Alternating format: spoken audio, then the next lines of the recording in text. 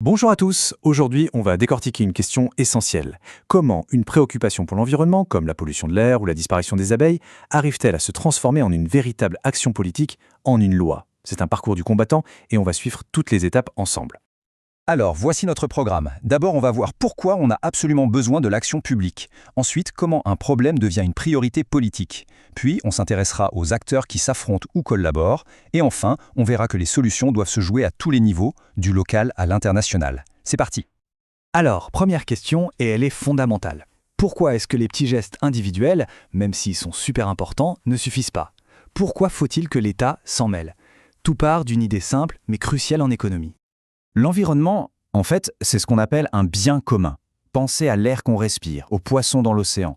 Ça n'appartient à personne en particulier, et tout le monde peut y accéder librement. C'est un peu un trésor collectif. A priori, on pourrait se dire que c'est génial, non? Un bien accessible à tous, gratuitement. Mais c'est justement là que les ennuis peuvent commencer. Quel est le piège quand une ressource précieuse est en libre service? Eh bien, le piège, c'est ce que les économistes appellent la tragédie des biens communs. Imaginez une prairie où tous les éleveurs du coin peuvent faire paître leurs vaches. Chaque éleveur, pour son propre intérêt, a envie d'y mettre le plus de vaches possible. Mais si tout le monde fait ça, la prairie est surpâturée et détruite. Et au final, plus personne ne peut l'utiliser. C'est exactement ce qui menace nos océans ou notre climat. D'où la nécessité de règles collectives, donc d'une action publique, pour préserver la ressource. Ok, donc l'action publique est nécessaire. Mais comment est-ce qu'un sujet comme, disons, la pollution plastique, passe du statut de problème à celui de priorité pour le gouvernement ? C'est tout un processus. Ce processus porte un nom, la mise à l'agenda politique. C'est vraiment le moment clé où un problème, qui était peut-être l'affaire de quelques spécialistes ou militants, est enfin reconnu comme un enjeu majeur pour toute la société. Un truc dont les politiques doivent s'occuper. Et ce parcours, il suit souvent un cheminement assez logique, en 5 temps. Tout part d'une observation, d'un phénomène. Puis, des acteurs, scientifiques, médias, associations, s'en emparent et sensibilisent le public. Ça lance un débat dans la société. Le problème devient alors officiellement un problème public, et c'est seulement à ce moment-là que les pouvoirs publics se sont obligés d'agir. L'histoire de la surmortalité des abeilles, c'est un cas d'école. Au départ, c'était vu comme un problème technique qui concernait uniquement les apiculteurs, mais grâce à leur mobilisation, aux études scientifiques et à l'écho médiatique, c'est devenu un immense débat de société sur l'usage des pesticides et notre modèle agricole. Et ça a fini par remonter jusqu'au niveau européen, avec des décisions politiques à la clé. Bon, maintenant qu'un sujet est à l'agenda, une nouvelle partie commence. C'est un peu comme une arène où entre plein d'acteurs différents, avec des visions et des intérêts qui sont loin d'être les mêmes. Et la liste de ces acteurs est longue. On a les ONG comme Greenpeace qui sont là pour alerter et faire pression. Les mouvements citoyens comme Youth for Climate qui mobilisent la jeunesse. Il y a bien sûr les entreprises et leurs lobbies qui défendent leurs intérêts économiques. Les partis politiques comme Europe Écologie Les Verts qui en font leur cheval de bataille.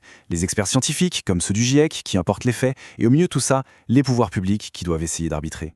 Et entre tous ces gens, deux dynamiques principales peuvent s'installer.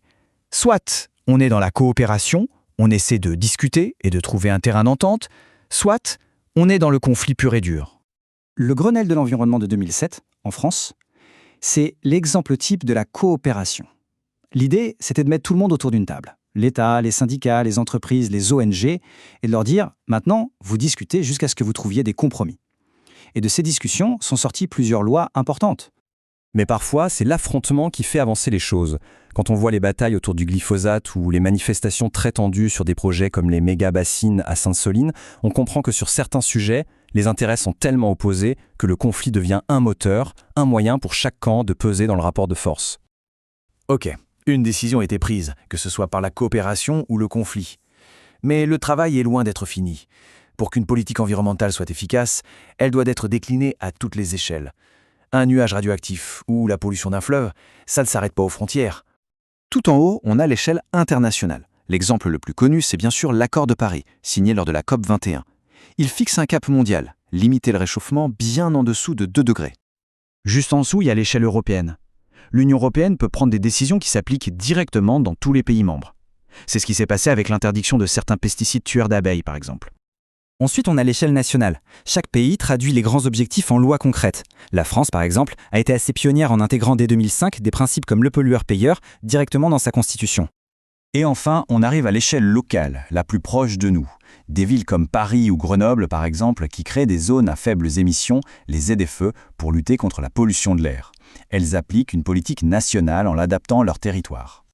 À l'échelle mondiale, c'est intéressant de voir qu'on a testé 2 méthodes. Le protocole de Kyoto en 1997, c'est une approche top-down, du haut vers le bas. Des objectifs contraignants étaient décidés au niveau international et imposés à une quarantaine de pays riches. À l'inverse, l'accord de Paris en 2015, c'est une logique bottom-up, du bas vers le haut. On a demandé à chaque pays de proposer lui-même ses propres engagements. Une méthode qui a permis d'impliquer beaucoup plus de monde.